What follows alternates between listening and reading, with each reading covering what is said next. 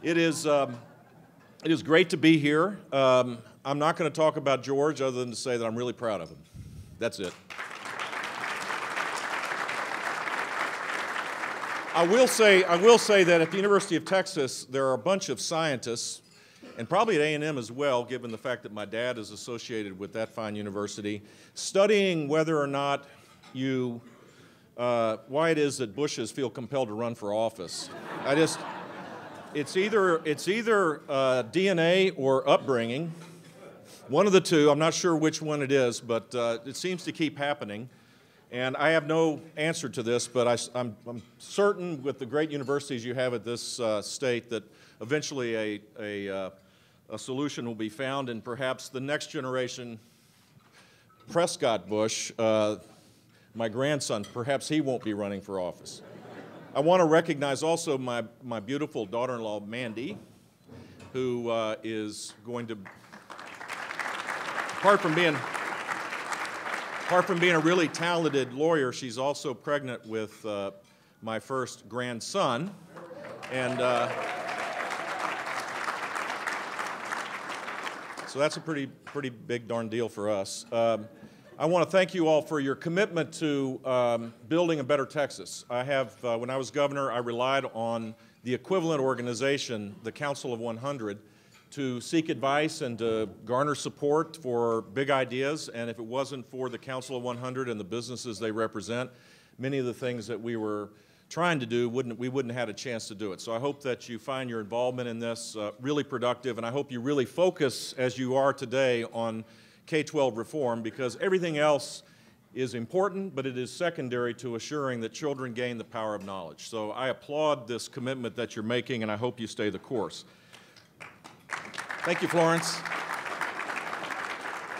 I also want to thank everybody for their thoughts and prayers for my dad. As he said, he was in the ICU, and you may have read that we had some numbnut guy hack my sister's AOL account. If you got AOL, you may want to go to another place that has better firewalls, but in any case, they hacked into my sister's account, and so we were talking about my dad because he was really, really sick.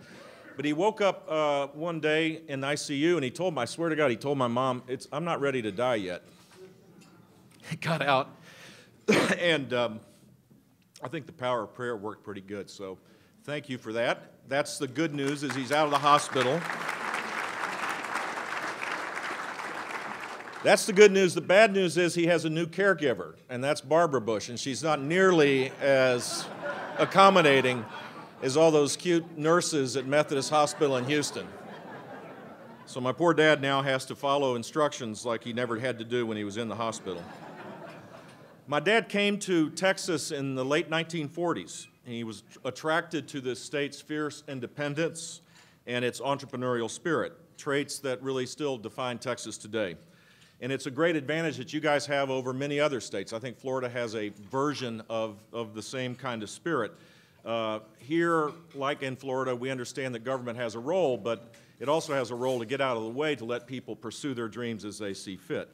It allows business owners and individuals to work without crippling regulations or incessant needs to raise taxes all the time. It's a great place. And I know, as I talk to Texans, as I have to do in my business, and because I'm a native-born Texan, I talk to a lot of Texans. You're all over the place. There is a sense that you got it going on really well here. And my first message to you is, yeah, you have a great business climate. Texas is a fantastic place, but please don't rest on your laurels, because this is a world that is fast-changing. This is a world where success is never final. And it is essential for states and for communities to invest in their children so that they can gain the power of knowledge. We have to build capacity so that all of us can succeed. And sadly, in America today and in Texas, we're creating two Americas and two Texas. And it's quite dangerous, and yet the complacency makes me nervous, and I hope it does to you. Today in America, if you are born poor, there's a higher and higher probability that you're going to stay poor. And if you're born rich, you're probably going to stay rich. And if you're born in affluence, your children will know people in affluence, and they'll marry people of affluence, and they'll create a kind of a perpetual life that will be extraordinary. Given the technology that exists, given the life that we live, it is the most fantastic time to be alive if you are affluent and you have the skills to be able to succeed in a world that is fast changing. But what about the folks that are increasingly perpetually poor? What about them? Do you think that we can survive as a great nation or as a great state if we just sit back and allow for basically half of our children staying poor because they can't break out of this cycle of poverty, increasingly so? And the only way that that can happen that I can see, I don't think there's a fairy godmother out there that's going to make this happen, is the hard work to assure that each child, when they go to school, gets a year's worth of knowledge in a year's time, and then the next year they get another year's worth of knowledge in a year's time, that the knowledge is relevant, and that we leave no kid behind, because it will place huge demands on us. Now, I know that most people here are probably a little more center-right than center-left, but I would argue that the demands placed on government drive the cost of government. It's not ideology that drives government size and scope. It's trying to fulfill the demands that are created on government. Imagine a country that had every child, with their God-given ability, being able to pursue their dreams as they saw fit, and with capacity to be able to do it. Do you think that we would be having any argument today in Washington, D.C. about trillion-dollar deficits? Of course not. Government would shrink because the demands placed on it would shrink as well, and that is why K-12 reform is so essential. Because today in America, we have 1/3 of our kids that gain, going through this process, and I know funding is always a huge issue during legislative sessions, Senator and Representative. I mean, that drives all the people in the halls of your capitals. If it's not any different than it was in Florida, I assume it didn't. So money is always the most important thing. We spend more than any country in the world per student. Texas spends more than any country in the world per student. The United States does, Florida does, and yet 1/3 of our kids, if we were honest with ourselves, if we benchmarked ourselves to the world, 1/3 of our kids would be college and or career ready by the time they went through 12 grades. 1/3. 1/3, or maybe a little bit more, would get a high school diploma that says, I've graduated from high school, but then they go to your community college system or your university system, and they have to take remedial courses, don't they? They have to take remedial courses. They have to redo their English and math in high school in order to begin to take college work. And in many cases, people give up because they can't afford going to college, because it takes too long, because they haven't gotten it right the first time. And then 1/3 don't graduate at all. In the greatest country on the face of the earth, I don't think that those are results that we can be proud of. So what should we do? What should we do? Now, I believe in experimentation and innovation and trial and error. I think command and control policy just doesn't work. I think it's really important to be big and bold and fill the space, as you all are attempting to do this year, and I'm so excited that you're embarking on this bigger journey for reform, and see what works, and steal the stuff that might have worked in other places. When I was governor, that was the most fun I had, was stealing ideas. They never have a trademark on them. It's a blast to take people's ideas. I stole a few from my older brother, in fact. I never gave him credit. But in one of the things that we did is one of the ideas that I'd like to share with you, because it actually started here in Texas. And so I have some humble suggestions from a Texan by birth, a Floridian by choice, who had the chance for 8 years to turn as much as I could upside down in our K-12 system with some pretty good results. The first suggestion I have is that accountability matters. I know that you all are going through a big deal right now about testing and about standards and about accountability. Somehow there's like some Roswell conspiracy going on, that there's dark helicopters coming, and that the world is I don't know. I get all sorts of versions of this in Florida and across the country. High standards and accountability matter. Name something of value in our lives where we don't have accountability attached to it, where there's a different consequence between improvement or excellence and mediocrity and failure. That's the way the world works. improvement happens when you have high expectations and then you align your interests in the right way. So, my first suggestion to you is a very simple idea that perhaps was one of the most powerful ideas that we had in Florida, and that was grading schools the way schools grade kids. A, B, C, D, and F. Now, before I was governor, the system was Roman numeral 1, 2, 3, 4, and 5. And I'm pretty knowledgeable about Florida policy. To the life of me, I do not remember whether 5 was the high mark or the low mark. I can guarantee you there's not a single person on the planet, at least in Florida, that knows, that thinks that F is better than an A. And when we based our system 100% based on student learning, half on learning gains, half on the proficiency on the standards that we established, with an extra weight on the bottom 25% of every class, not race, not disaggregated by race or ethnicity, simply by lower performing kids, and we aligned our interest towards improvement, half on learning gains, as I said, and half on proficiency, we saw remarkable improvement. Because no one in any community wanted to see a school graded F. And when schools went from an F to a C, they got an extra $100 per student because we not only aligned our interests in what we wanted, but we funded it. And so school recognition dollars are the largest merit pay program now for teachers. $140 million a year in Florida, not quite as big as Texas, but it's a pretty good sum of dough. $140 million, 90% of that goes in the form of bonuses for school employees for a job well done. If you're A or you show improvement, you get the money. If you're an F, your parents, if you're F 2 years in a row or 2 years out of 4, your parents can send their kids to a higher performing public school or until the program was ruled unconstitutional to a private school. And it worked a miracle. The pressure because of accountability and higher expectations yielded dramatic results. We created a graduation requirement, which sounds like a radical idea, but it was a 10th grade level test. The test that existed before in Florida was an 8th grade level test. I mean, what a tragedy. 8th grade level test. Let me tell you one of the questions, because I went to 250 schools as a candidate for running for office, and I learned a lot by doing that.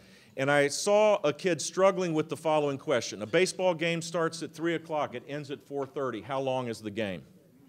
That was the kind of question that what existed in Florida to be able to graduate from high school. Many states don't even have a high school graduation requirement. I hope that Texas realizes that that kind of standard is not going to cut it, because that leads to a life of shattered dreams. You should have high, lofty Texas expectations, the kind of expectations that you're proud of and talk about all the time. Those should be the same expectations you have on the next generation of Texas. High, lofty expectations, closer to 12th grade rather than 8th grade or 10th grade like we have. And I guarantee you what happens is once you measure things, people respond. And if you raise the bar up, kids respond. The whole system responds, and you will get rising student achievement and graduation. But without accountability, this is all a charade.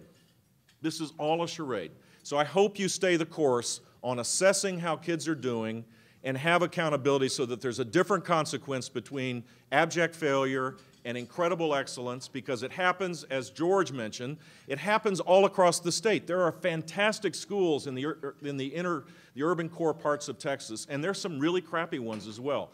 There's some really good schools in the suburban parts of the state, and there's some bad ones. And there should be a consequence that's different no matter what the circumstances of kids are. And if you do that, you're on the right start. The second thing I would suggest is that if a Martian came down to, let's say, Austin, and was asked to study the governance model of public education in Texas or Florida or any other place, maybe they parachute down in Miami, they would be really confused. The most dynamic country in the world, a country that has incredible innovation, a country that is really extraordinary in so many ways, has as a governance model for perhaps the most important thing that a society does, educating our kids, a governance model that is a public, heavily unionized monopoly, not just one, but literally thousands, 13,000 public unionized monopolies as the governance model for educating kids. The net result of that is the economic interests of the adults in the system come first. And the only way that you can change that is to expand choice opportunities for parents. And it is essential that you do that, because monopolies don't work.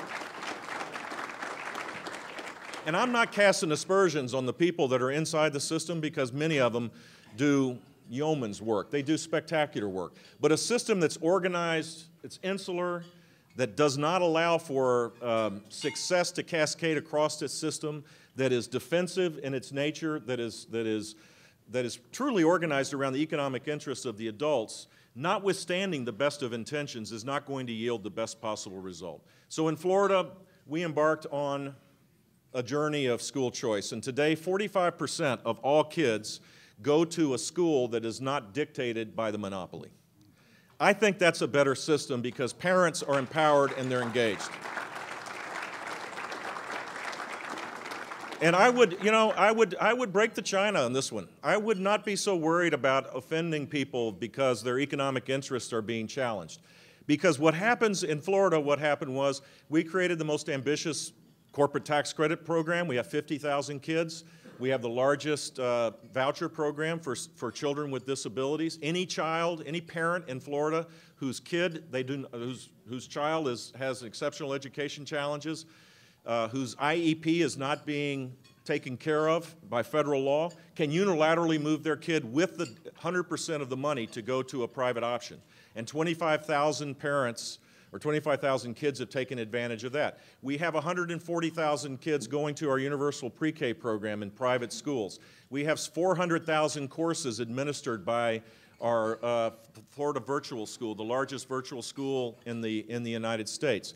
We have 200,000 kids going to charter schools. We have magnet schools, international baccalaureate schools. 45% of our kids go to an alternative than what's been assigned by the monopoly, and it improves all schools. The lesson of Florida is that money doesn't go away. It follows the child, that all schools are better if you empower parents, particularly parents that have little power today. When you give them that power, they're more engaged and schools get better. When we took away the voucher threat for F schools in our state, we all of a sudden stopped seeing the dramatic improvement because of the overturning of the Supreme Court ruling. We immediately saw that schools did not get the kind of improvement that they had. The very threat, not just moving, but the very threat of children being able to go to the school that their parents want them to go improved all public schools. So I urge you to be big and bold. And if people get offended, so what? You know, politics can't just always be like mamby-pamby land. Sometimes you have to take a stand and do what's right. And if you use the power that you have,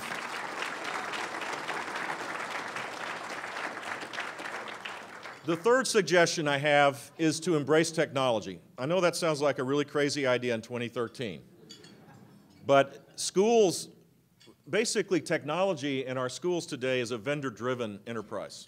So we have huge budgets in technology, but it's not integrated in the learning as it needs to be. Digital learning offers the chance to shift the power from the provider to the customer, to the student, and to the parent. Imagine a classroom where you have 25 kids, or in the case of Florida, because we have class size limitations, 22 kids.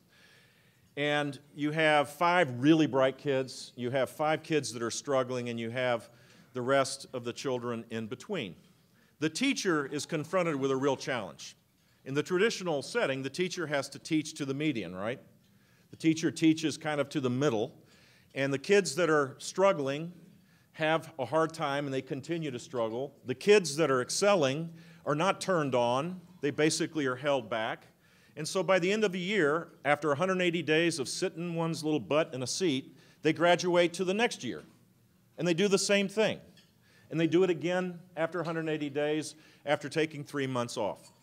This is the system we've had since the agricultural era, and today we have the possibility of changing that, where you can customize the learning experience, where high-quality content can be brought into the classroom, and it ought to be one of the key objectives, I think, of any state, particularly a state that is so technology-driven as Texas is, to aspire to have classrooms where high-quality content comes into the classroom, where the teacher is the manager of the learning experience, where you have interactive software, adaptive software that helps children learn at their own pace, in their own way, to maximize their learning experience, where no kid is just pushed along because it's time to go to the next grade, but they go when they master the material.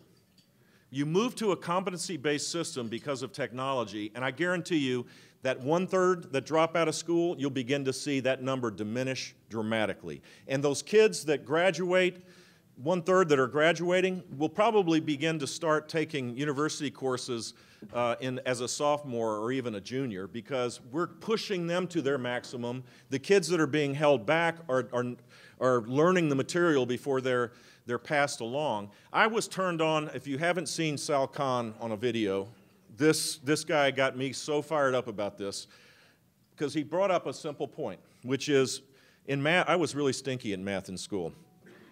And so I would get a 75. And then the next year you take another math course, you're supposed to have had the building blocks, right, to be able to take the next course? Well, if you learn 75% of the material, that doesn't guarantee that you're going to have the knowledge to start learning the next set of objectives, particularly in math. And so the net result is many kids stop gaining the power of knowledge because we have this system where they're not mastering the material and then moving on. That simple fact, if you customize the learning experience and move to a competency-based system, which can be done, there is nothing that impedes this other than mind-boggling rules and regulations and laws that make it impossible for content to be delivered into a classroom, because who's going to negotiate collective bargaining-wise for the creator of that content that's living in a garage in, say, Seattle, maybe for an algebra course, that's delivering it online through the internet into a classroom in Houston, Texas? This is simply monopolies protecting themselves, and I believe the next generation of reform has to be in this concept of digital learning, and because it is essential for us to customize the learning experience to deal with these huge achievement gaps that exist. Those three things, along with the other great work that you're doing as it relates to compensating teachers for a job well done, I would suggest maybe looking at eliminating tenure as an organizing model for the teaching profession. Really bad teachers need to get out of the classroom as quick as possible. Incredibly excellent teachers need to be paid significantly more for the jobs that they do. We should turn teaching into a profession in this whole system of reform, and if we did that, it would have huge positive results. There's a lot of great things that you're working on, but high accountability, high standards and high accountability, combined with school choice, embracing technology, will be a catalytic converter for student achievement. In Florida, when we started on this journey, we were 29th out of 31 states in the NAEP, the nation's report card, leading some, not myself, but leading some to say, thank God for Louisiana and Mississippi. I never said that. 8 years later, we were 6th in 4th grade reading on the NAEP. We were 6th out of 50 in the country. 6 out of 50. Today, Florida's Hispanic kids do better than the Texas average in 4th grade reading. Now, you guys do spectacular in math, and I want to steal whatever it is that you're doing in math to take back to Florida, because that's where we haven't had the same kind of gains. Florida's Hispanic kids do better than or equal to 21 states. Florida's African-American kids do better than the average of 4 states. Florida's low-income Hispanic kids do better than the California average. So don't tell me that a state that has 56% minority and 57% school free or reduced lunch qualified kids, when we can move the needle, Texas can move the needle as well. And if Texas moves the needle, I guarantee you that your neighboring states will do the same. The beauty of our country is, in a federalist system, that it is incredibly competitive. Over the next month, the legislature is convened, and they're attempting to do big things. I hope that you will support them as much as you can, so that Texas can begin this big journey of school reform to lead the nation as it does in so many parts of policy making in the country. Work hard, have fun doing it, but do not relent and do not back down. Thank you all very much.